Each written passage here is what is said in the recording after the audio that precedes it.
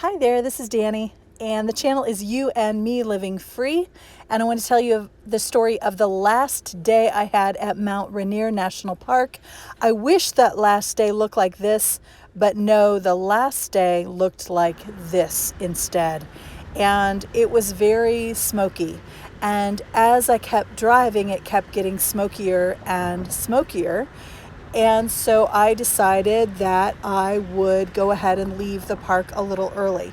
Well, it took me a while to come to that decision because I'm an optimist and I don't give up very easily. So I wanted to stick around, but I decided I couldn't do it. And as the day went on, I could even smell the smoke. And so I knew that the air quality was not great. I still wasn't really thinking too much about it. And so I decided to leave the park. I had a great boondocking site picked out.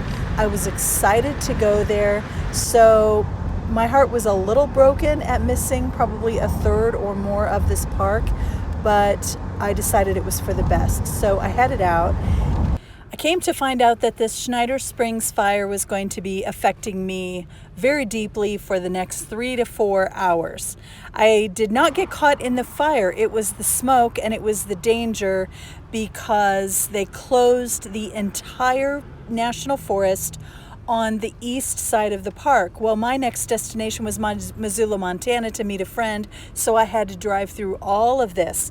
And the GPS kept coming up with this annoying alert, but it didn't say if my road was going to be closed. It didn't give any further information, and I was trying to Google, but I didn't have coverage. It was stressful. It ended up that the forest was closed, but my road was not. And what the sign, I don't know why this sign won't come across in the video, but it said something about fire traffic ahead, go slow. Fire traffic ahead, that's what that part says, and then the other part says slow, because they were just gathering equipment. There was a gathering place for it, and so there was some traffic delays, but they never closed my road. Thank goodness, but I didn't know that at the time. So here's the thing.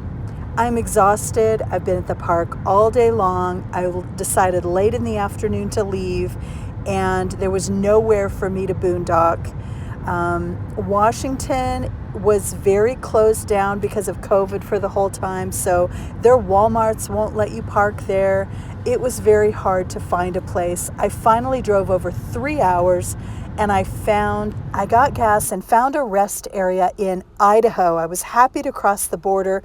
This is what I saw on the bathroom wall at the rest stop, and when I asked the attendant, she said, "No, you're fine, park out front, you can do it for free for one night." It was not that clean, it was not that pretty, it was very loud, but I was thrilled to have it. Then I found an Oasis, and boy did I need it, because I was stressed to the max. I needed a quiet place to regroup and to stay a couple of days, and I found this. It's called Camp Coeur d'Alene. It's in Idaho, and it was on my way to Missoula. Here is the entrance where you can see there is this gorgeous lake. And look at that beautiful day. This place was exactly what I needed. It was shady, it was quiet, it was full of trees. Here's the main office. There is a pool there, but the one day was like 72 and the other day was like 75. So it was too cool to get in the pool for me, but it had great Wi-Fi. So there are these benches, there are these picnic tables and everything out there. The bathrooms and showers were clean. It had this nice little fountain. I sat down there actually, brought my laptop. I watched part of a movie. I was just so happy to be somewhere safe, somewhere I knew I could count on. There's something about being out and think you're going to boondock somewhere, not be able to do it, and be out of options that makes you feel very unsettled, because my van is my Oasis, but if I don't have anywhere to park it, then it's still extremely stressful. So I was so happy to have this place. I'm showing you the little camp kitchen there. This place is great. I think it used to be a KOA. Maybe that's what someone said on iOverlander. This is my spot. Look how big it is. It's backed up to the national forest. I'm up I feel like I'm completely alone. The campground was full, but the tent sites were nice and far apart. The expensive RV sites down at the bottom were all close together, but the tent sites were amazing. So it was not cheap. It was like $40 a night, but I was so happy to have it just to be able to regroup.